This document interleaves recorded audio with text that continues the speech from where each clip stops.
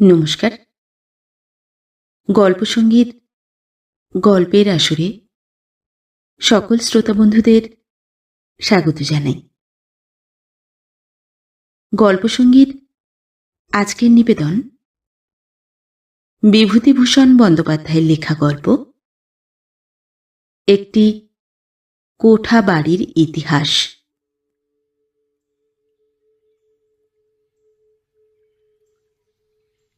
সন 1240 সাল, সকালবেলা। কাল দোল পূর্ণিমা। কালীপদ চৌধুরী ব্যস্ত হইয়া উঠিয়াছেন। খই দই খাইয়া তিনি এখনই রওনা হইবেন। অক্ষয় মিস্ত্রিকে ডাকিয়া আনিয়া কোঠাঘরের আনুমানিক ব্যয় ঠিক করিতে হইবে। রামতারণ বাড়ুজ্যে কৃষ্ণনগর কোর্টের নকল নবিশ। গ্রামে অগাধ পয়সা প্রতিপত্তি, 2 পয়সা করিয়াছেন। গোলাপালা জমি জমাও করিয়াছেন। ছুটিতে রামতারণ বাড়ি আসিয়াছেন। চণ্ডীমণ্ডপে বসিয়া তামাক টানিতেছেন সকালবেলা। কালীপদ চৌধুরীকে দেখিয়া কহিলেন, কোথায় চললে হে? আগে কাকা, অক্ষয় মিস্ত্রিকে একবার ডাকতে যাচ্ছি। কেন হে? অক্ষয় মিস্ত্রিকে কি হবে তোমার? কালীপদ আসিয়া বসিলেন চণ্ডীমণ্ডপের দাওয়ায়। বলিলেন, বাহ, এবার মিছরে গাছটাতে খুব বোল হয়েছে দেখছি। বসন্তের সকাল, একটু একটু ঠান্ডা বাতাস বহিতেছে। আম্রমুকুলে সুমিষ্ট সৌরভে ভরপুর। রামতারণ বলিলেন, আরবারও বোল হয়েছিল ভালো, কুয়াশাতে সব ঝাঁই পড়ে গেল। দেখো এবছর কি হয়। বোল তো ভালোই হয়, তবে টিকে থাকে না। বসো বাবা। এই সময় রামতারণের ভাইঝি একটা কাঁসার সাগরিতে চাল ভাজা, নারকেল কোড়া ও খানিকটা গুড় লইয়া আসিয়া বলিল, জ্যাঠামশাই, খাবার খান। রামতারণ ব্যস্ত হইয়া বলিলেন, ও শৈল, ওই তোর কালীপদ দাদা এসেছে, বাড়ি গিয়ে তো জ্যাঠাইমাকে বলগে। কালীপদ বলিলেন, না না কাকা, আমি এইমাত্র খই দই খেয়ে বেরিয়েছি। আমায় যেতে হবে সেই পুব পাড়া। অক্ষয় মিস্ত্রিকে বাড়ি পাওয়া দরকার। আমি উঠি। না না, বসো। 2টি চাল ভাজা খেলে তোমাদের মতন ছেলে ছোকরা মানুষের আর অখিদে হবে না। যা শৈলী, নিয়ে আয় তো। ভালো হয়ে উঠে এসে বসো না। তুমি আজকাল সেই জমিদারি সেরেস্তাতেই কাজ করছো তো? আগে হ্যাঁ। একটু পরে শৈল আর 1 বাটি চাল ভাজা ও গুড় লইয়া আসিয়া কালীপদর সামনে রাখিয়া চলিয়া গেল। যে সময়ের কথা বলিতেছি, তখন পল্লীগ্রামেও অবিবাহিত কিশোরী মেয়ে গ্রামের তরুণ যুবক প্রতিবেশীর সহিত গুরুজনের সম্মুখে কথাবার্তা বলিতে পারিত না। শৈলী মেয়েটি বেশ স্বাস্থ্যবতী, দেখিতে শুনিতে ভালো, রঙও ফর্সা। চাহিয়া দেখিবার ও 2-1টি কথা কহিবার ইচ্ছা থাকিলেও কালীপদ সামলাইয়া গেলেন। রামতারণ জিজ্ঞাসা করিলেন, তারপর অক্ষয় মিস্ত্রির কাছে কি মনে করে? 2টো পাকা ঘর করব ভাবছি কাকা। রামতারণ একটু বিস্মিত না হইয়া পারিলেন না। সেদিনের ছেলে কালীপদ, ওর বাবা পয়সা রাখিয়া যায় নাই মৃত্যুকালে। একটি অবিবাহিতা ভগ্নী ও বিধবা মা লইয়া ওর সংসার। 8-10 বছর কি করিয়া চালাইতেছে, রামতারণ বাড়ুজ্যে তাহার খবর রাখা আবশ্যক মনে করেন নাই। কিন্তু সেই কালীপদ আজ তাহার পৈতৃক আমলের চৌচালা খড়ের ঘর ছাড়িয়া পাকা বাড়িতে বাস করিবার স্পর্ধা করিতেছে। এত পয়সা ছোঁড়ার হাতে আসিল কিভাবে? রামতারণ বলিলেন, আচ্ছা কাকা, আপনি বলতে পারেন, দুখানা ঘর মাত্র, দরজা জানালা, আর সামনে একটু রোয়া, এতে কত খরচ পড়তে পারে? তাই যাচ্ছিলাম অক্ষয় মিস্ত্রির কাছে, আপনার আঁচ পেলে আর অত দূরে যাইনি। হুম, তাহলে যদি বলেন। দাঁড়াও, কাগজ কলম নিয়ে বসতে হচ্ছে, আনি। কাগজ কলম আনিয়া হিসাবপত্র জুড়িয়া দেখা গেল 800 টাকার কমে ওরকম একখানি ছোট বাড়ি তৈরি হয় না। সব জিনিসের দাম বেশি। ইটের হাজার 7 টাকা, 10.5 আনা সিমেন্টের বস্তা, রাজমিস্ত্রির মজুরি 10 আনা, পেটেল মজুরের 4 আনা হইতে 5 আনা। রামতারণ ভাবিয়াছিলেন খরচের হিসাব পাইলে ছোঁড়ার চুলবুলুনি ভাঙিয়া যাইবে, কিন্তু দেখা গেল তাহা নয়। ছোঁড়া দমিল না, বরং বলিল, 800 টাকা তো, না হয় 100 টাকা এদিক ওদিক হতে পারে, কি বলেন? তাহলে পাঁজি দেখে একটা শুভ দিন দেখে নিন কাকা, সূত্র ফেলা যাক। রামতারণ বলিলেন, তা একদিন দেখো, এখন কোঠা করছো, বড় আনন্দের কথা। তোমাদের উন্নতি দেখলে মনে বড়ই আনন্দ হয় বাবা। আহা, আজ যদি তোমার বাবা বেঁচে থাকতেন। তা সবই ভাগ্য। কালীপদ রামতারণ বাড়ুজ্যের পদধূলি লইয়া বলিলেন, আপনি আশীর্বাদ করুন কাকা, যেন মাকে অন্তত কোঠা ঘরে শোয়াতে পারি। আপনাদের আশীর্বাদ। হবে হবে বাবা, হবে বই কি। তবে 1000 টাকা ট্যাঁকে ট্যাঁকে গুঁজে তারপর কাজে হাত দিও। দেখো যেন অর্ধেক হয়ে পড়ে না থাকে। বড় শক্ত কাজ, ছেলে মানুষ কি না, তাই বলছি। আগে আপনার সঙ্গে পরামর্শ করে সব করব। আমার আর কে আছে আপনাদের 5 জন ছাড়া? কত কষ্টে মানুষ হয়েছি বাবা মারা যাওয়ার পরে, সবই তো জানেন। কোনোদিন খাওয়া জুটেছে, কোনোদিন জোটেনি। ছেঁড়া কাপড় তালি দিয়ে মায়ে পয়ে পড়েছি, দুধ ঘিয়ের মুখ দেখিনি কোনোদিন। হ্যাঁ হে, তোমার ভগ্নিটি তো প্রায় 11 বছরে পড়ল, আর তো ঘরে রাখা যায় না। এবার ওর একটা বিয়ের জোগাড় করো। পল্লীগ্রাম জায়গা, লোকে কি বলবে না বলবে।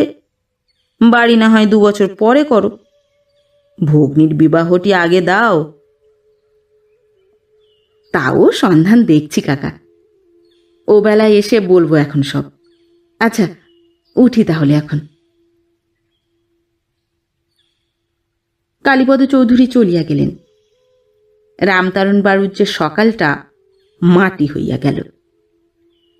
না, আজ আর কোনো কাজ করা চলিবে না। কি কুক্ষণে তিনি চণ্ডী মণ্ডপে তামাক খাইতে বসিয়াছিলেন। রামতারণ বাড়ুজ্যে অন্যভাবেও 2-1 বাধা দেবার চেষ্টা করিয়াছিলেন। একবার মিস্ত্রিদের কাজ করা বন্ধ করিবার চেষ্টা করিয়াছিলেন, আর একবার অন্য কি একটা করিয়াছিলেন, কিন্তু কালীপদ চৌধুরীর কোঠা বাড়ি তাহাতে বন্ধ থাকে নাই। অবশেষে যেদিন সুন্দর 2 কুঠুরি পাকা ঘর নির্মাণ শেষ করিয়া কালীপদ চৌধুরী গৃহপ্রবেশ উপলক্ষে গ্রামের ব্রাহ্মণদের নিমন্ত্রণ করিলেন, বাস্তুপূজা ও সত্যনারায়ণের সিন্নির আয়োজন করিলেন, রামতারণ সেদিন তাহার কর্মস্থল গোয়াড়িতে। বংশের প্রথম কোঠাবাড়ি। কালীপদ চৌধুরীর মা সেই রাত্রিতে এ ঘরে প্রথম শুইলেন। জ্যোৎস্না রাত্রি, বর্ষাকাল। মনে পড়িল, এই বর্ষার দিনে খড়ের ঘরে জল পড়িত মটকা দিয়া। গরিব স্বামীর কখনো সে দুঃখ ঘুচাইতে পারেন নাই। আজ উপযুক্ত ছেলে সে খড়ের চালার জায়গায় পাকা ঘর তুলিল। আজ যদি তিনি বাঁচিয়া থাকিতেন। জগদম্বা দেবী সে রাত্রে আদৌ ঘুমাইতে পারিলেন না। দোর জানালায় নূতন রং মাখানো হইয়াছে, তাহার গন্ধটা বড় উৎকট। একবার সে গন্ধটা মনে পরম আনন্দ বহন করিয়া আনে। চোখ বুজিয়া থাকিতে থাকিতে মাঝে মাঝে চোখ খুলিয়া ঘরের চারিধারে চাহিয়া দেখেন, না, পাকা ঘরই বটে। ওই তো কড়িকাঠ, ওই তো পাকা চুনকাম করা দেওয়াল, ওই সেই রঙের উৎকট গন্ধটা। স্বপ্ন নয়, সত্যই কোঠা ঘরে শুইয়া আছেন বটে। এই দিনটি হইতে কালীপদ চৌধুরী গ্রামের মধ্যে মাতব্বর হইয়া উঠিলেন। রামতারণের প্রতিদ্বন্দ্বী তিনি হইতে চাহেন নাই, কিন্তু গ্রামের লোক সালিশ মীমাংসা ইত্যাদি কার্যে তাহার সাহায্য চাহিতে লাগিল।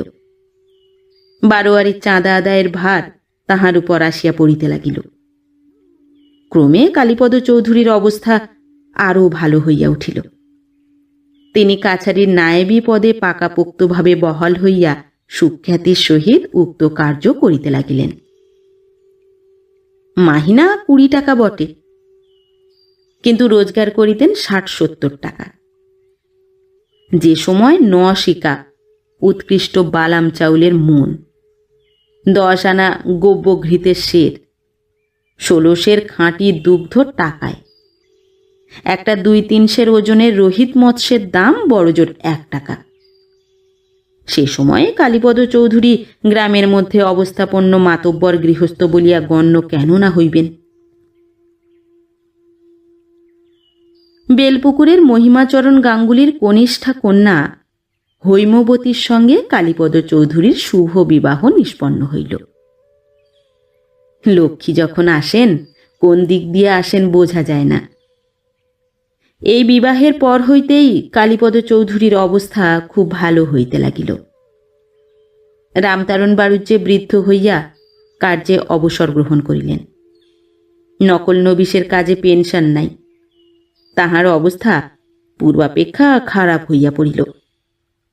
তবে একেবারে গরিব হইয়া তিনি কোনোদিনই পড়েন নাই, কারণ হুঁশিয়ারি রামতারণ অনেক জায়গা জমি করিয়া লইয়াছিলেন। বছরের ধান গোলায় মজুদ থাকিত।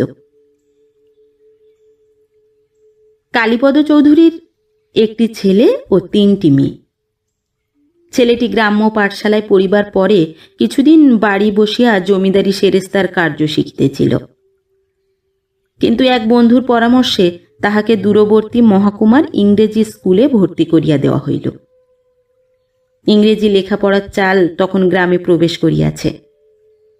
2-3টি ছেলে এন্ট্রান্স পাশও করিয়াছেন। রামতারণ বাড়ুজ্যের বড় নাতি তাহাদের অন্যতম। 1280 সাল। কালীপদ চৌধুরীর ছেলে সুকুমার চৌধুরী দেশেই হোমিওপ্যাথিক ডাক্তারি করিয়া 2 পয়সা উপার্জন করিতেছে। কালীপদ চৌধুরীর বয়স 64 কোঠায় ঠেকিয়াছে। রামতারণ বাড়ুজ্যে অতি বৃদ্ধ অবস্থায় এখনো বাঁচিয়া আছেন, তবে নড়িয়া চড়িয়া বেড়াইবার আর ক্ষমতা নাই। তাহার ছেলেরা চাকুরি করিতেছে। আবার বাড়ি হইবে। সুকুমারের সময় নাই, সে পয়সাওয়ালা ডাক্তার। বৃদ্ধ কালীপদ চৌধুরী ছোটাছুটি করিয়া বেড়াইতেছেন। কোথায় চুন, কোথায় সিমেন্ট। 2টি বড় সেগুন গাছ কাটাইয়াছেন সর্বপরামাণিকের বাগানে। মুর্শিদাবাদ হইতে করাত টানিবার মিস্ত্রি ও ছুতার মিস্ত্রি আনাইয়া সেই বাগানেরই কাঠ চেরাই ও দরজা জানালা কড়িবর্গা ইত্যাদি তৈরি হইতেছে। ছেলে বাড়ি দোতলা করিবে, পূজার দালান তৈরি করিবে, পুকুর কাটাইবে। বৃদ্ধের উৎসাহের সীমা নাই। অতি বৃদ্ধ রামতারণ বলিলেন, কে? এই কাকা, আমি কালীপদ। এসো বাবা, কি মনে করে? শুনলাম আপনি নাকি কখানা পুরনো কড়ি বিক্রি করবেন? কার বাড়ি? আগে বাড়ি না, কড়ি, ঘরের কড়ি বিক্রি আছে শুনলাম আপনার এখানে। কেন? সুকুমার বাড়িটা দোতলা করবে, আর বলছে পুজোর দালানটা করবে সঙ্গে সঙ্গে। মহামায়ার কৃপা সবই, যদি তাকে এবার আনা যায়। আর আমার তো এখন গেলেই হয়। আপনাদের কোলে পিঠে মানুষ হলাম, আমরাই বুড়ো হয়ে গেলাম। এখন ওদের সব। নাতি দুটো আছে, ধুলো গুঁড়ো বংশের। আশীর্বাদ করুন যেন ওরা মানুষ হয়ে বংশের নাম রাখে। বসো বসো বাবা। সুকুমার হীরের টুকরো ছেলে, তা বাড়ি করবে বই কি, 2 পয়সা রোজগারও করছে। আর আমাদের ওই বাঁদরগুলো দেখো, মানুষ হলো না। পুরনো কড়ি আছে, নিয়ে যেও। ও আমার সেই পৈতৃক আমলের বাড়ির কড়ি, নিয়ে যেও। তো আর একটা যা হয় ঠিক করে দেব। কালীপদ বিদায় লইলে রামতারণ বাড়ুজ্যে দীর্ঘ নিঃশ্বাস ফেলিলেন। খাইতে পাইত না ওই কালীপদ চৌধুরী। ওর মা লোকের বাড়ি রাঁধুনির কাজ করিয়া ছেলেকে মানুষ করিয়াছিল। তিনি তো সবই জানেন। আজ তাহার ছেলে দোতলা কোঠা তুলিতেছে, আবার পূজার দালান তুলিয়া দুর্গোৎসব করিবে বলিয়াও শাসাইয়া গেল। সবই অদৃষ্ট। 3 মাসের মধ্যে সুকুমারদের দোতলা বাড়ি উঠিল, বিস্তর ছোটাছুটির পরে। একখানা মনের মতো বাড়ি তুলিতে সোজা হাঙ্গামা নয়। চুন সুরকি ইট কাঠ জোগাড় করিতে এই 3 মাস পিতা পুত্রের সময়ে স্নান হয় নাই, সময়ে আহার হয় নাই। খুব ধুমধামে গৃহপ্রবেশ হইল। রামতারণ বাড়ুজ্যে চিংড়িয়ে দইয়ের ফলার করিয়া গেলেন। আবার সেই আশ্বিন মাসে সুকুমারদের বাড়ির প্রথম দুর্গোৎসবে খিচুড়ি মাংস খাইলেন, কবির গান শুনিলেন। পরপর এত আঘাত বোধ হয় অতিবৃদ্ধ রামতারণের সহ্য হইল না। সেই অগ্রহায়ণ মাসের শীতকালের প্রথমেই সামান্য 2 দিনের জ্বরে তাহার দেহান্ত ঘটিল। সুকুমার পৈতৃক ভিটাতেই দোতলা বাড়ি উঠাইয়াছিল। তাহার পিতা প্রথম যৌবনে সর্বপ্রথম যে একতলা ক্ষুদ্র বাড়িটা তোলেন ভিটাতে, যে বাড়িটা একসময় রামতারণ বাড়ুজ্যের মনে কত ঈর্ষার সঞ্চার করিয়াছিল, সে বাড়িটার আদর কমিয়া গেল। দোতলা বাড়ির পিছনে সেটা অনাদৃত অবস্থায় জিনিসপত্র রাখিবার ভাঁড়ার ঘর এবং 2-1 আশ্রিতা দুঃসম্পর্কীয় আত্মীয়াদের শয়নঘর হিসাবে ব্যবহৃত হইতে লাগিল। হ্যাঁ, কেবল একটি কথা, বাড়িতে সত্যনারায়ণ পূজা ও সিন্নি বিতরণ করা হইলে তাহা ওই পুরানো কোঠা বাড়িতেই হইয়া থাকে। সুকুমার ডাক্তার হিসেবে নাম করিল ভালো। অনেক দূর হইতে লোকে রোগী দেখাইতে আসে। যাহারা আসে তাহারা একবার ডাক্তারবাবুর নতুন দোতলা বাড়ি দেখিয়া যায়। পূজার দালান তো গ্রামে মোটে ওই একটি। দুর্গোৎসবও ডাক্তার বাড়ি ছাড়া আর কোথাও হয় না। সুকুমারের 2 সংসার। প্রথম পক্ষের কোনো সন্তানাদি হয় নাই। দ্বিতীয় পক্ষের স্ত্রীর পরপর 4-5টি ছেলে মেয়ে হইল। লোকে যে অনেক সময় গল্প করে, নিঃসন্তানা প্রথমা স্ত্রী স্বামীর বংশরক্ষার জন্য নিজেই স্বামীর বিবাহের ব্যবস্থা করে, সুকুমারের জীবনে তাহা বাস্তব সত্যে পরিণত হইয়াছে।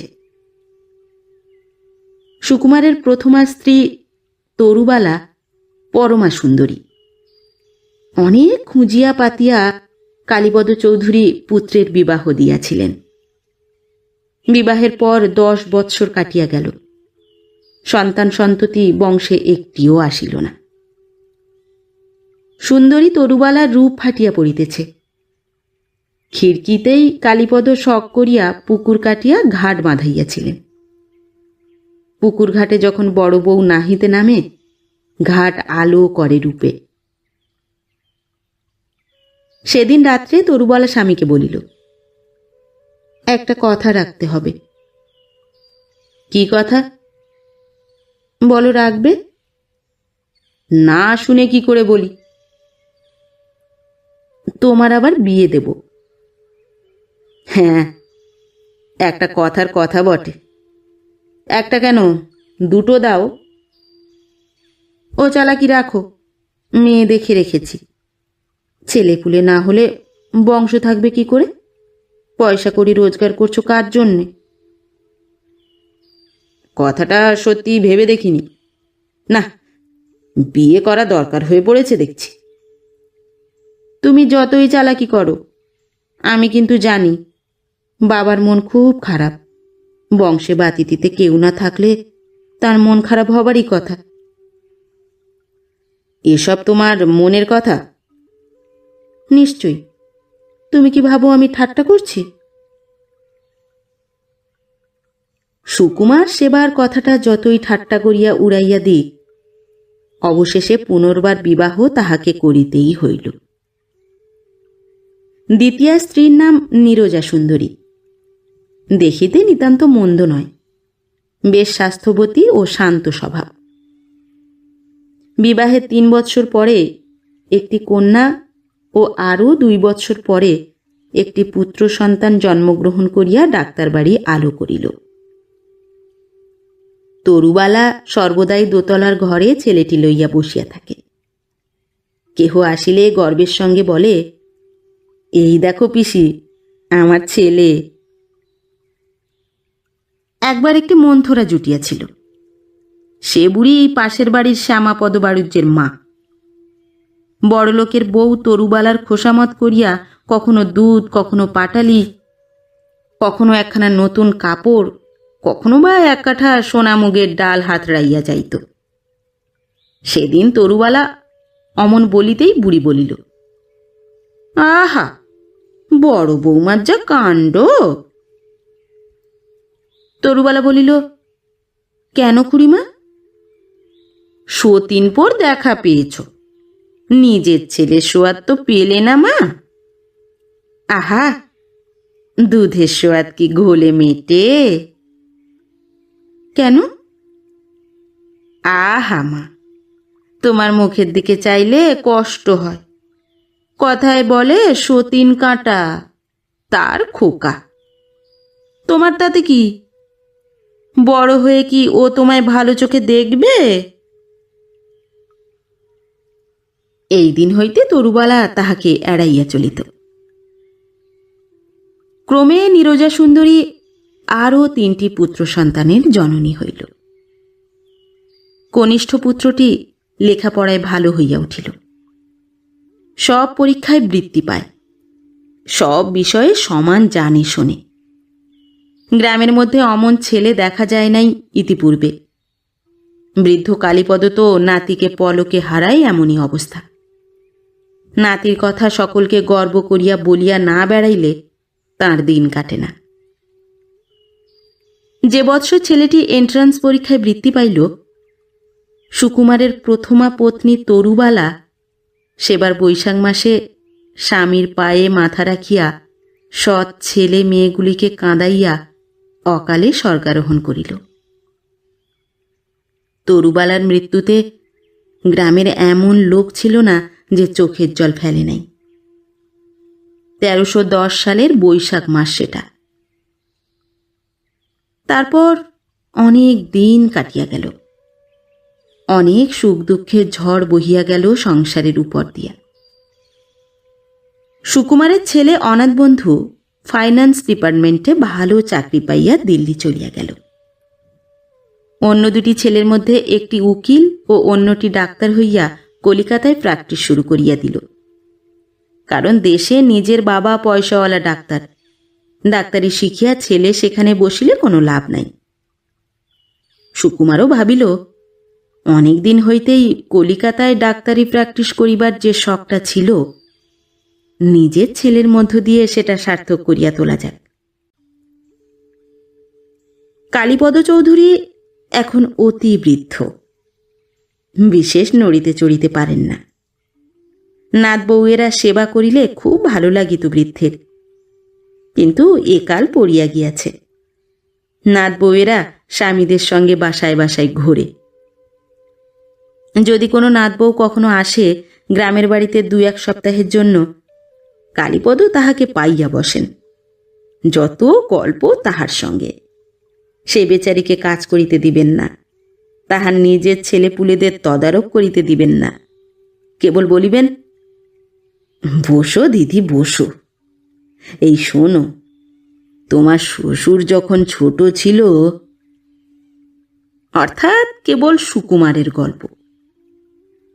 বৃদ্ধ বললেন, বুঝলে দিদি, সুকুমার আমার বংশের চূড়ো।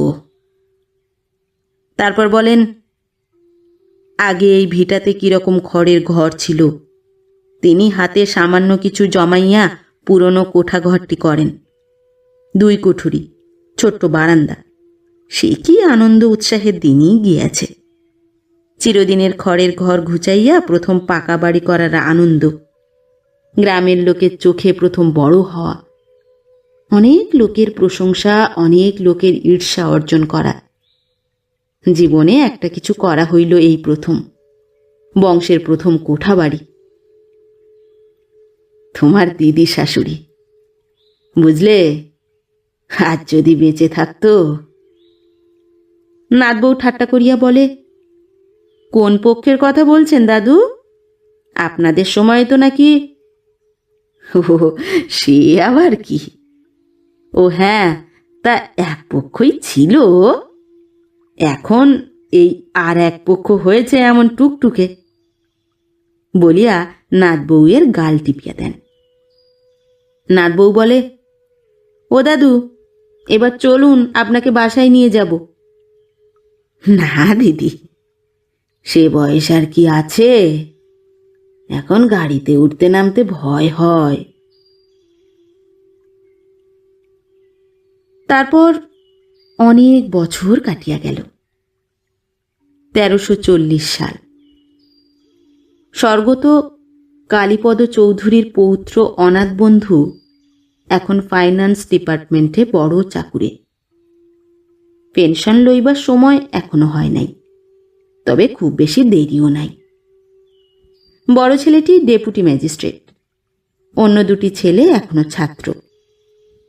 অনাথ বন্ধুর পিতা সুকুমার এখন বৃদ্ধ। ছেলেরা এখন আর তাহাকে ডাক্তারি করিতে দেয় না। লেক রোডের ধারে হাল ফ্যাশনের তেতলা বাড়ি সম্প্রতি শেষ হইয়াছে। 2 ছেলের নামে পাশেই কয়েক কাঠা জমি আগেই অনাথ বন্ধু কিনিয়া রাখিয়াছিলেন, আজ বছর 10 আগে এক দালাল বন্ধুর সাহায্যে। গৃহপ্রবেশের দিন অনেক বড় বড় চাকুরে, এমনকি কয়েকজন সাহেব শুভ নিমন্ত্রিত হইয়া আসিলেন। খাওয়া দাওয়ার ব্যবস্থা ভালোই হইল। অনাথ বন্ধুর প্রতিজ্ঞা ছিল, কলিকাতায় বাড়ি না করিয়া বড় ছেলের বিবাহ দিবেন না, নতুবা বিশ্ববিদ্যালয়ের কৃতি ছাত্র ও ডেপুটি ম্যাজিস্ট্রেট পুত্রের বিবাহের সম্বন্ধ কত বড় বড় ঘর হইতে আসিতেছিল। এইবার বাদুড় বাগানের বিখ্যাত গাঙ্গুলি পরিবারের মেয়ের সহিত শুভ দিনে পুত্রের বিবাহ দিয়া অনাথ বন্ধু হাঁপ ছাড়িয়া বাঁচিলেন। বৃদ্ধ সুকুমার ডাক্তার এই উপলক্ষে দেশের বাড়ি হইতে সেই যে কলিকাতার বাড়িতে আসিয়াছিলেন, আর ফিরিয়া যান নাই। ছেলেরা যাইতে দেয় নাই। নববিবাহিত পৌত্র অরুণ বলিল, কেমন বাড়ি হয়েছে দাদু? বৃদ্ধ সুকুমার বলিলেন, বেশ হয়েছে, চমৎকার। আর তুমি কিন্তু দেশে ফিরো না, সেখানে মশা, ম্যালেরিয়া। তা বটে, তবেটা আবার কি শুনি দাদু? চলো আমার সঙ্গে আমার সেখানে, শীতলক্ষা নদীর ধারে চমৎকার কোয়ার্টার্স। বেশ বেশ। হ্যাঁ দাদু, হাকিমি করে এসে সন্ধেবেলা এতদিন কি করতিস? আজ না হয় নাত বউ হলো। কেন? পাশেই টেনিস কোর্ট, জেলখানার পাশেই। সরকারি doctor Khurshed Ali second officer, circle officer Dutta, jute officer Abdul Sobhan, সবাই টেনিস খেলি। তোমার নাত বউয়ের অভাব অনুভূত হয়নি একদিনও। চলো দাদু আমার সঙ্গে। দাদু, গাঁ ছেড়ে যেতে ইচ্ছে করে না। ওই গাঁয়ে বাবা যেদিন খড়ের বাড়ি ঘুচিয়ে প্রথম দুটি মাত্র পাকা কুঠুরি তুললেন, সেদিনের আনন্দ ওই ভিটের মাটির বুকে লেখা আছে। বংশের প্রথম কোঠাঘর কত কষ্টের, কত আনন্দের জিনিস। ওই ভিটেতে আমার প্রথমা স্ত্রী, তোমার বড় ঠাকুরমা। এই সময়ে অরুণের ভাই তরুণ আসিয়া ডাকিল, দাদা ওপরে যাও, টেলিফোনে কে ডাকছে। 1350 সাল। স্বর্গত সুকুমার চৌধুরীর গ্রামের ভিটা বনে জঙ্গলে ঢাকিয়া গিয়াছে। দোতলা কোঠার দেওয়ালে বড় বড় ডুমুর ও অশ্বত্থ বৃক্ষ। লোকে বলে ডাক্তারের ভিটায় দিনমানে বাঘ লুকাইয়া থাকিতে পারে। গত 8 বৎসর এ ভিটায় পুত্র বা নাতিরা কেউই আসে নাই। জানালা দরজার অনেকগুলি লোকে খুলিয়া লইয়া গিয়াছে। স্বর্গত কালীপদ চৌধুরী তৈরি প্রথম আমলের সেই একতলা বাড়ির ছাদ কয়েক বৎসর বর্ষার জল খাইয়া ধসিয়া পড়িয়া গিয়াছে। জীর্ণ দেওয়াল দাঁড়াইয়া আছে মাত্র। সাপের ভয়ে আজকাল ডাক্তারের ভিটার ত্রিসীমানা কেহ মারায় না।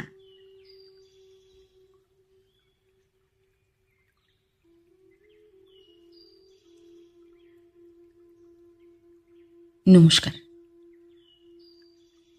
নতুন একটি গল্প নিয়ে খুব শিগগির ফিরে আসছি। ততক্ষণ সবাই ভালো থাকবেন, সুস্থ থাকবেন। গল্প পাঠ কেমন লাগলো অবশ্যই কমেন্ট করে জানাবেন এবং ভিন্ন ভিন্ন স্বাদের অডিও স্টোরি শোনার জন্য অবশ্যই চ্যানেলটি সাবস্ক্রাইব করবেন। ধন্যবাদ।